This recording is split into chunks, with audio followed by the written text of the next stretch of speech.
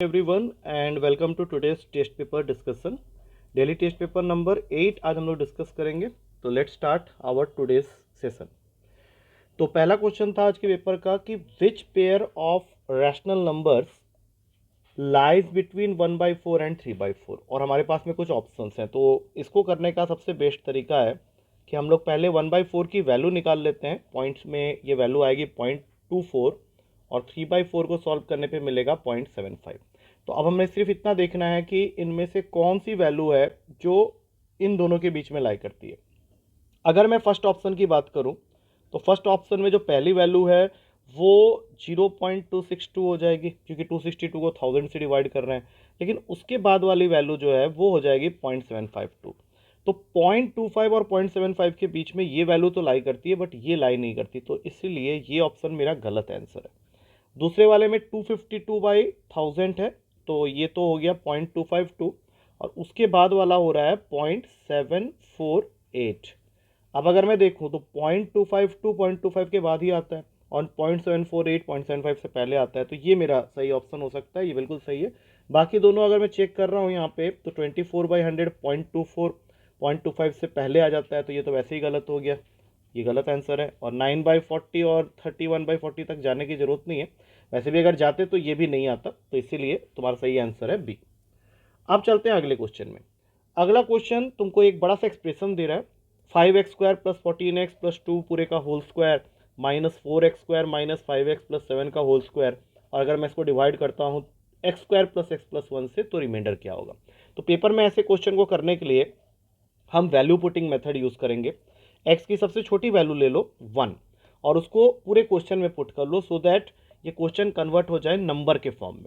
तो अगर मैं x1 इस ब्रैकेट में डालूं तो ये हो जाता है 5 + 14 + 2 21 का स्क्वायर माइनस इस ब्रैकेट में x की जगह 1 डालने पे ये बन जाएगा 4 + 7 - 5 मतलब 6 का स्क्वायर। अब 21 का स्क्वायर होता है 441 और 6 का स्क्वायर होता है 36, तो इसको माइनस करके आ गया 405। अब यही x = 1 यहाँ पे भी डालेंगे तो वो वैल्यू 3 हो रही है।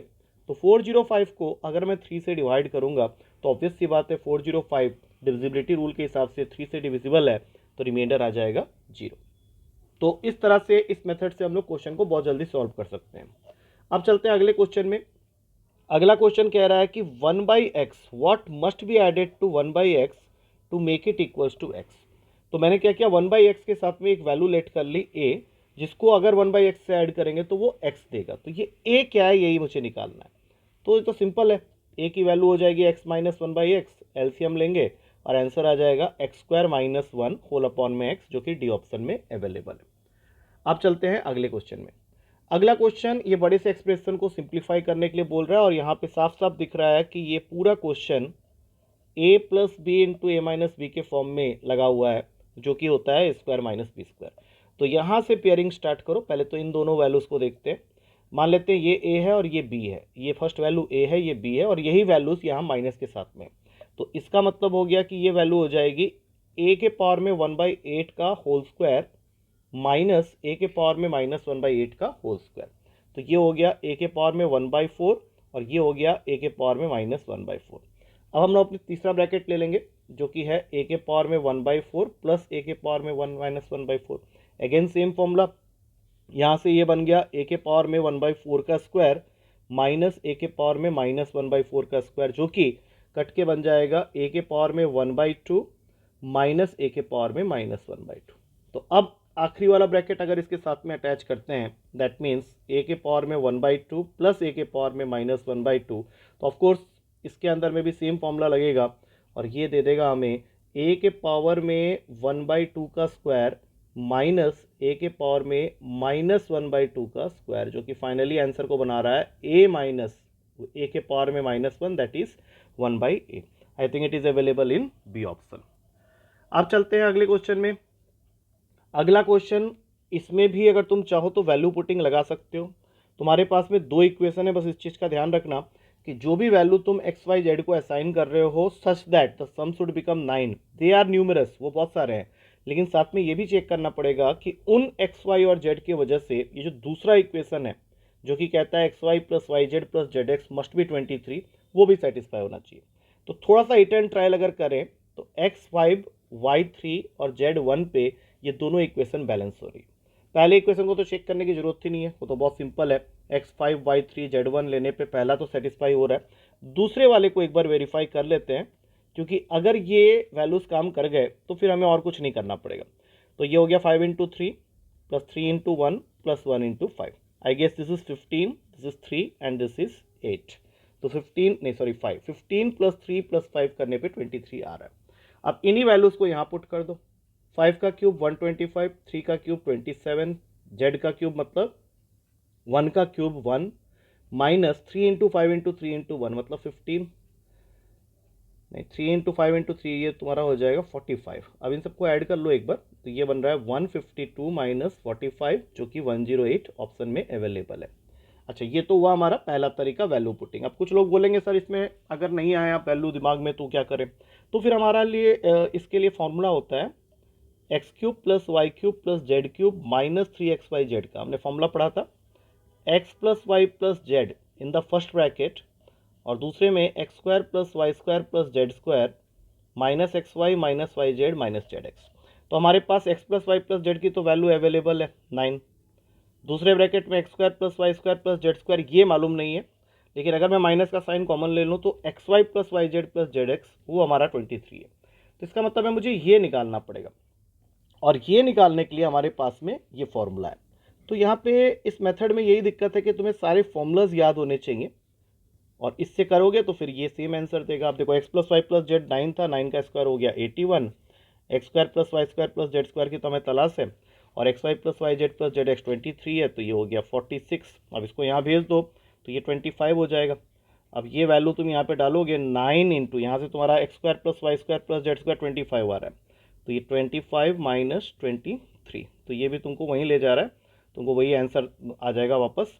तो वहाँ से तुम आंसर को सॉल्व कर सकते हो। ये तुम्हारा बन रहा है 35 माइनस 23, तो ये बन गया तुम्हारा 12।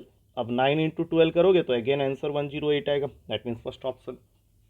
चलो ठीक है, बाकी ये मेथड तुम देख लेना कौन सा तुम्हारे लिए सही रहेगा। अगला क्वेश्चन है, तुम्हें एक एक्सप्रेशन दिया हुआ है और ये एक्सप्रेशन को तुम्हें सॉल्व करके यहाँ से एक्स और वाई की वैल्यू निकालनी है और बाद में कंपेयर करके बताना है कि कौन किससे बड़ा है या इक्वल है या क्या है। तो सबसे पहले इस इक्वेशन की बात करते हैं। इसमें देखो बेसिस सेम है तो पावर हमारे ऐड हो जाएंगे, x minus 3 plus Y plus 2, यहाँ पे भी बेसिस सेम है तो पावर ऐड हो जाएंगे 2 प्लस एक्स। ए से एक कैंसिल किया, ये बन गया x plus Y minus 1 is equals to 2 plus X. अब दोनों साइड से x x उड़ाओ, y की वैल्यू आ गई 3, संभाल के रख लो। अब दूसरा वाला पकड़ो, ये बन जाएगा a के पावर में x plus Y is equals to a की पावर में 4, ये दोनों गए, x प्लस वाई की वैल्यू हो गई 4, y तुमने निकाला हुआ है यहाँ पुट कर दो, x प्लस 3 इक्वल्स टू 4, तो x की वैल्यू हो गई 1। तो अगर x और y को ध्यान से देखें तो x की वैल्यू y से छोटी है, क्योंकि x आ रहा है 1 और y आ रहा है तुम्हारा 3, तो x की वैल्यू y से छोटी है। D option is the correct answer. Next question, इस क्वेश्चन में तुम्हारे पास में एक एक्सप्रेशन है 2 की power n plus 4 minus 2 into 2 की पावर n होल अपॉन में 2 इंटू 2 के पावर में n प्लस 3, और वो क्वेश्चन कह रहा है कि अगर मैं इसको ऐड करता हूं 2 की पावर माइनस 3 से तो मेरा आंसर क्या होगा। तो काम यहीं से स्टार्ट कर देते हैं। 2 की पावर n प्लस 4, यहाँ पे पावर्स अलग अलग है, बेसिस सेम है, तो ये n प्लस 1 हो जाएगा। ये खुलने के बाद 2 की पावर n प्लस 4 ही हो गया, क्योंकि इसके पावर में 1 है। 2 की पावर माइनस 3 को 1/8 लिख सकते हैं। अब इन दोनों में से अगर मैं 2 की पावर n प्लस 1 कॉमन ले लेता हूँ तो अंदर आ जाएगा 2 क्यूब माइनस 1, और नीचे में अपना 2 की पावर n प्लस 4 है, और ये 1/8। अब आगे क्या होने वाला है देखो ध्यान से, यहाँ पे दोनों के बेसिस सेम है, पावर अलग अलग है, डिवाइड में है, तो ये ऊपर जाएगा n plus 1 minus n minus 4, ये वैल्यू तुम सॉल्व कर लोगे इंटू 7 प्लस 1/8। अब तुम देखो n और n तो कैंसिल हो गया, 2 की पावर में माइनस 3 इंटू 7 प्लस 1/8 आ गया। अब 2 की पावर माइनस 3 1/8 होता है, तो ये हो गया 7/8 प्लस 1/8। 7/8 प्लस 1/8 को भी बता देगा कि आंसर 1 होगा। D is the correct answer. अगले क्वेश्चन में चलते हैं।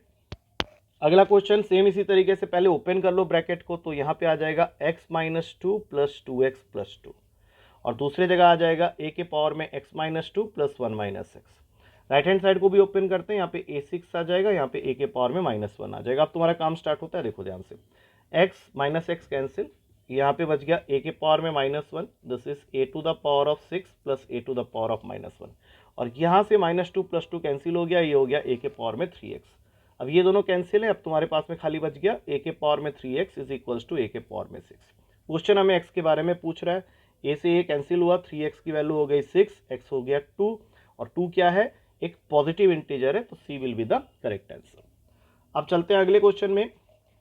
क्वेश्चन यह पूछ रहा है कि अगर मैं x के पावर n माइनस ए के पावर n को डिविजिबल कराना चाहता हूं x प्लस ए से, तो n की वैल्यू किस तरह की होगी। तो question remainder and factor theorem का है, दो पॉलिनोमियल हैं अलग अलग, और तुम एक पॉलिनोमियल को दूसरे से डिवाइड करना चाहते हो। तो जिससे डिवाइड करना चाहते हो, रिमाइंडर एंड फैक्टर थ्योरम हमें ये कहता है कि तुम उसको पहले 0 के इक्वेट कर दो और वहां से निकालो x की वैल्यू। अब ये जो x की वैल्यू है, इसको उठा के तुम्हें यहाँ पुट करना है, तो ये बन जाएगा -a पूरे के पावर में n माइनस ए के पावर में n। डिविजिबल का मतलब होता है कि ये वैल्यू 0 हो जाए, और ये 0 तभी हो सकता है जब ये माइनस का साइन पॉजिटिव हो जाए। तो पावर में n अगर एक इवन वैल्यू होगा तभी जाके ये चीज़ पॉसिबल है, क्योंकि कोई भी नेगेटिव पावर के अगर पॉजिटिव वैल्यू लाना है तो वहाँ पे पावर में तुमको इवन नंबर चाहिए। तो ये बन जाएगा ए के पावर में n माइनस ए के पावर में n, क्योंकि n इवन लिया है तो ये तभी जाके 0 बन सकता है। तो इसका सही आंसर हुआ only for even values of n। आखिरी क्वेश्चन है, यहाँ पे ये एक्सप्रेशन दिया है 1/1 × 2 प्लस 1/2 × 3 प्लस 1/3 × 4, और ये जा रहा है अप टू 1/n × n+1। तुम्हें ये बताना है कि ये वैल्यू 1 से बड़ी होगी, छोटी होगी, बराबर होगी, या फिर डिफाइंड नहीं है। तो इसमें एक ट्रिक लगता है कि अगर ऊपर 1 है और नीचे दो कंसेक्यूटिव नंबर्स का प्रोडक्ट है, तो we can always write it as 1/n minus 1/n+1। जैसे यहाँ पे 1 और 2 कंसेक्यूटिव है, तो तुम इसको लिख सकते हो 1/1 माइनस 1/2। फिर अगले वाले को लिख सकते हो 1/2 माइनस 1/3। फिर अगले वाले को लिख सकते हो 1/3 माइनस 1/4, और इस तरह से आखिरी वाला ब्रैकेट हो जाएगा 1/n माइनस 1/n+1। अब अगर तुम ध्यान से देखो तो हर ब्रैकेट का दूसरा नंबर अगले ब्रैकेट के पहले नंबर को कैंसिल कर रहा है। तो इस तरह से तुम्हारे ये सारे वैल्यू कैंसिल हो जाएंगे, बच जाएगा सिर्फ फर्स्ट ब्रैकेट का पहला नंबर और लास्ट ब्रैकेट का आखिरी नंबर। तो ये हो गया एक्सप्रेशन, जिसको हम लोग नेक्स्ट स्टेप पे थोड़ा सा और सिंप्लीफाई कर देते हैं एलसीएम लेके। तो ये कटकुटा के तुम्हारा बना n/n+1। तो इसका जो न्यूमरेटर है वो n है और डिनोमिनेटर n+1 है। तो शायद जाहिर सी बात है कि डिनोमिनेटर इस फ्रैक्शन का न्यूमरेटर से बड़ा है, और जब भी ऐसा होगा तो overall value of the function will become less than 1। I hope हमने सारे क्वेश्चन डिस्कस कर लिए हैं एंड तुम्हें समझ में भी आ गया होगा। So just go through with this questions once again, and फिर कल मिलते हैं न्यू सेट ऑफ क्वेश्चंस के साथ में। Till then take care and good night.